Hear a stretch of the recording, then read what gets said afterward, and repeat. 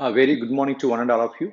Today I am going to discuss about LDH, lactate dehydrogenase levels, and its clinical significance, and how can you use these LDH levels to improve patient outcomes.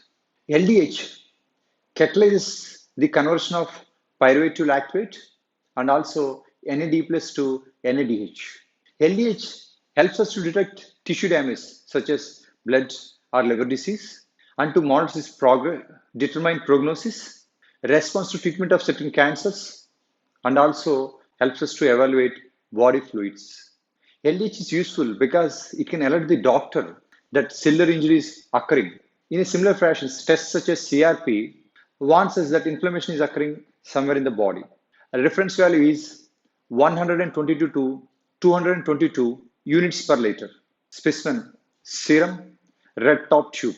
See, LH is an enzyme involved in energy production and is present in almost all varieties of body cells. LDH is released from cells to the serum when cells are damaged or destroyed.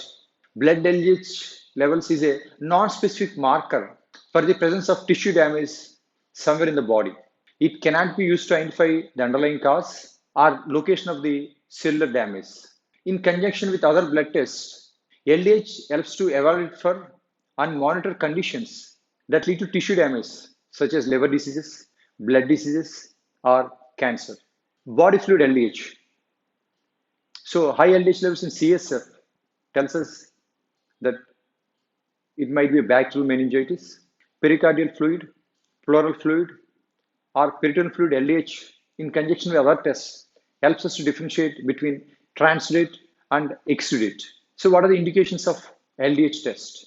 As a general indicator for existence and severity of acute or chronic tissue damage, to detect and monitor progressive conditions such as anemia, including hemolytic anemia, megaloblastic anemia, and infections, to help stage, determine prognosis, and also monitor treatment in some cancers. And body fluid LDH in CSF helps us to distinguish between bacterial and viral meningitis, and body fluid LDH in pleural fluids, pericardial fluids, and peritoneal fluids helps us to differentiate between exudate and transudate.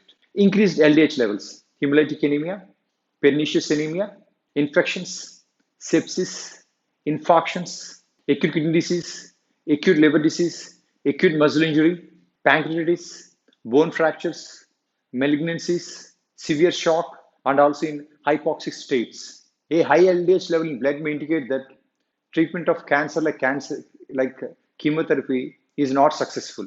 A higher level is a predictor of poor outlook for survival for those with cancer. Falsely elevated LDH levels. Strenuous exercise can cause temporary elevations in LDH. Hemolysis of the blood specimen can lead to falsely elevated levels. If person platelet count is increased, it may lead to artificially high levels of LDH and not reflective of actual LDH in the present clinical situation. Low LDH levels, when someone ingests large amounts of vitamin C. As you can see, right now in COVID-19 era, many people are taking vitamin C.